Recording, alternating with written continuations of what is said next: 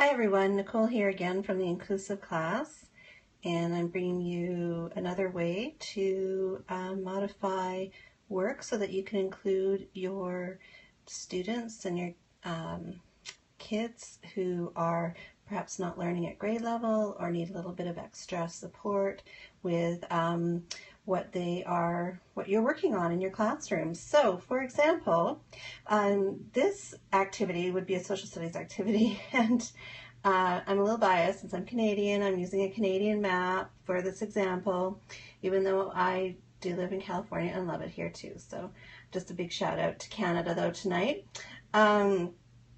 Anyway, my map is actually a little cut off, so we're just going to have to work with what we have here. I couldn't fit it all in. So, as you know, mapping is a huge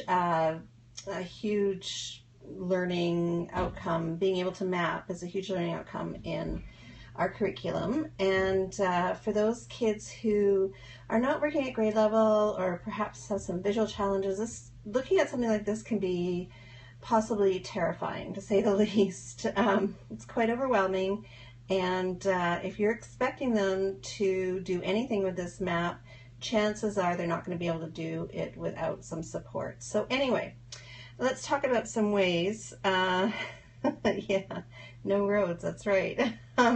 Let's talk about some ways to modify this activity. So, for example, if I was going to hand this out, say, to a grade 4 class, I would probably expect them to label the provinces and the territories. And they might have to do that independently, or I would give them a list of the provinces and territories spelled out so that they could learn how to spell them correctly.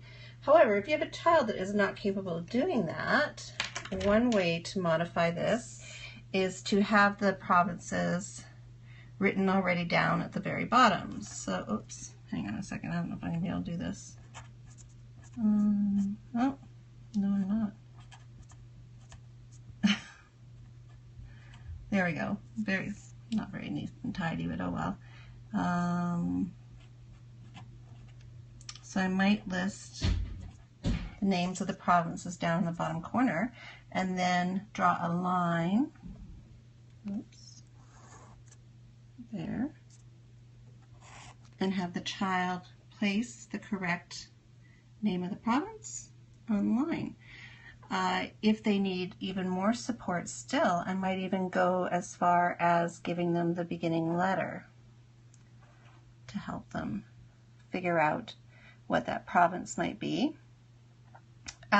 Another way of modifying this would be to also create some flashcards. So this would be for a child who is this just isn't working for them. It's too overwhelming. The print is too small. So what you can do is go online and grab some flashcards, print off and cut out, and get the matching picture and word like that. And print out the words and have them match up the word to the province. So then at least they get an idea of what the province would look like. Ontario, I think I've got that right. Yes. Haven't been away that long. And British Columbia, go there. Anybody from Ontario on here tonight? The Yukon. I see lots of hearts, so I'm assuming that there are some people from Ontario watching. And Quebec. There.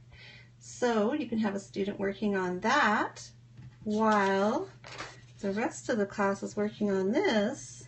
So you still have the kids doing the same activity. You still have them learning about Canada and learning about the provinces. You're still having them doing some mapping.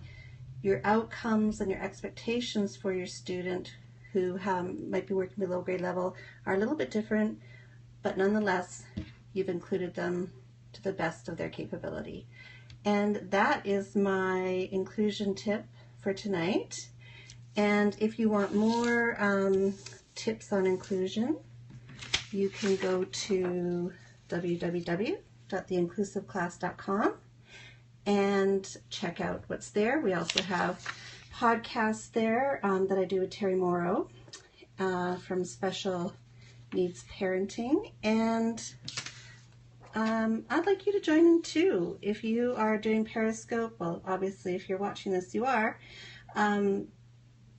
Ask yourself, or I'm asking you, how do you do inclusion? And show us what you're doing to include kids in your class or in community activities. And make sure you use hashtag the Inclusive Class Project so we know what to watch out for. Okay, thanks for watching everyone, and have a great night.